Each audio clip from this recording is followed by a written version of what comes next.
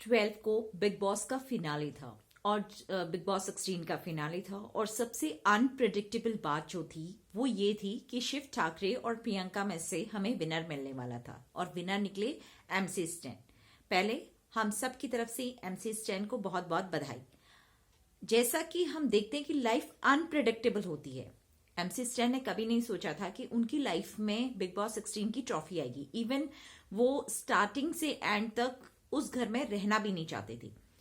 और जो शिव और प्रियंका, जिनका ये ड्रीम था कि प्रियंका का तो उतना है नहीं जितना शिव का ड्रीम था कि वो बिग बॉस की ट्रॉफी को होल्ड करें और उसका एक पार्ट बने, उसका बिग बॉस मराठी के बाद big boss Hindi 16, big boss 16 के विनर बने, उनका एक ड्रीम था। ये सब एक अनप्रिडिक्टेबल सिचुएशंस थी। एक महीने से आप देखिए हर टीवी चैनल में, हर पोर्टल में, सब जगह यही बात चल रही थी कि जो फाइनलिस्ट टॉप 2 होंगे वो आपके होंगे शिव ठाकरे और प्रियंका चहक चौधरी।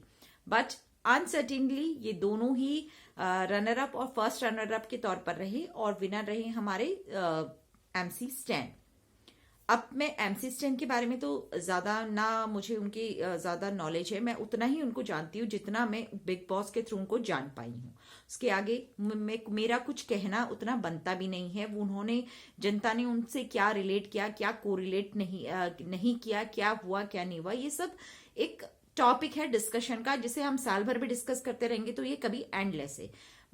और at the end of the day winner हमें मिल चुका है। विनर जो है सो है, इट्स ओके। बट मैं ये कहना चाहती हूँ, मैं बात करना चाहती हूँ प्रियंका चहक चौधरी के बारे में, जिनका अपीयरेंस मुझे फर्स्ट डे से लेकर लास्ट डे तक बहुत अच्छा लगा। इवन जब वो एलिमिनेट हुई, उनका जो तरीका था, जो जिस तरह हंसते मुस्कुराते वो बाहर आई, इट्स क्वाइट इंस्पायरिंग। किसी भी, आज के हम कहते हैं हम डिप्रेशन में चले गए, हमें ये चीज नहीं मिली, हमें वो चीज नहीं मिली, वो देखिए ना कि लड्डू हाथ में आया और मुंह को न लगा वाली बात हो गई इनके साथ। इतना स्ट्रगल करते करते 4.5 महीने स्ट्रगल करने के बाद जब वो वहां पहुंचते हैं और इवन लड्डू, थाली में से लड्डू निकाल के वो जैसे ही मुंह पे जाने वाला होता है वैसे ही वो पत्थर का हो गया, मुंह को न लगा, हाथ को लगा, मुंह को न लगा वाली सिचुएशन के बाद भी वो हंसते हुए बाहर आई है। ये सिखाता है, ये हमें एक इंस्पायर करती है कि लाइफ में कई बार चीजें हमारे हिसाब से चले ये जरूरी नहीं है और कई बार मंजिल पर पहुंच जाना ही जरूरी नहीं है।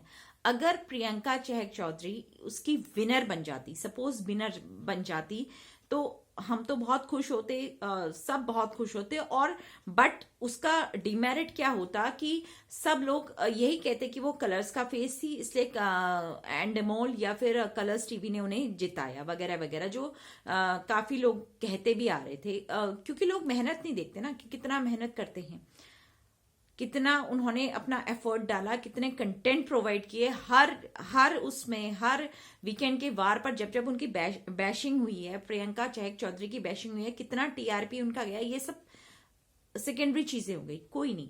बट अब जब प्रियंका को बड़ी बड़ी प्रोजेक्ट्स मिलेंगे, जब प्रियंका बड़े बड़े प्रोजेक्ट्स करके आगे बढ़ेगी, उसको सक्सेस मिलेगी, तो ये उसकी रियल सक्सेस है। एक मुकाम पर पहुंचने के बाद स्टॉप होने के बजाय उसको आगे बढ़ाना बहुत बड़ी बात है कि हाँ नहीं, वो पीछे रह गई, हार उन्होंने झेल लिया, हार का दंश देख लिया है। तो अब भी जब भी उनके लाइफ में और भी बड़ी सिचुएशंस और बड़ी इम्तिहान आएंगे, उनको वो वैसे ही हंसते हुए, बिल्कुल हंसते मुस्कुराते हुए उनको झेलते हुए आगे बढ़ जाएंगे, क्योंकि उन्होंने शायद लाइफ में बहुत ज्यादा स्ट्रगल देखा है।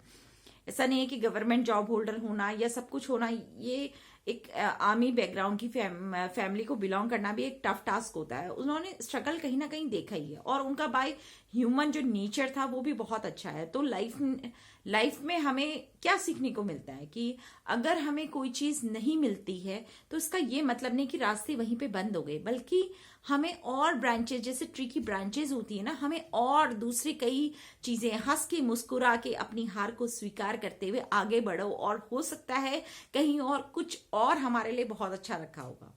तो शुभकामनाओं के साथ प्रियंका चहक चौधरी को, हम उनके एक छोटे से अदने से फैन का, मैं क्या कहूँ, मेरे हस्बैंड, मेरे बच्चे सब उनके बहुत बड़े फैन थे और हम लोग एक मोमेंट पे हम डिसअपॉइंट भी हुए, पर वी आर नॉट द जज, वी आर नॉट टोटली जनता, we are just a part of जनता। हम जनता का सिर्फ एक पार्ट है, छोटा सा पार्ट है हमें, बट उससे इंस्पायरेशन बहुत मिली। जिस तरह वो हंसती मुस्कुराती, इतने सारे इंटरव्यू वो फेस कर रही है, मैं देख रही हूँ इतने दिनों से, मैं लगातार उनको फॉलो कर रही हूँ। तो हंसते मुस्कुराते हुए जिस तरह से उन्होंने ना किसी के लिए कुछ गलत कहा ना कुछ कहा, क्योंकि हर समय गलत कहने से ही अपनी रेपुटेशन इंक्रीज हो ये पॉसिबल नहीं है। अपनी रेपुटेशन हंसते मुस्कुराते भी बढ़ाई जा सकती है, अपनी हार को सेलिब्रेट करके भी बढ़ाई जा सकती है।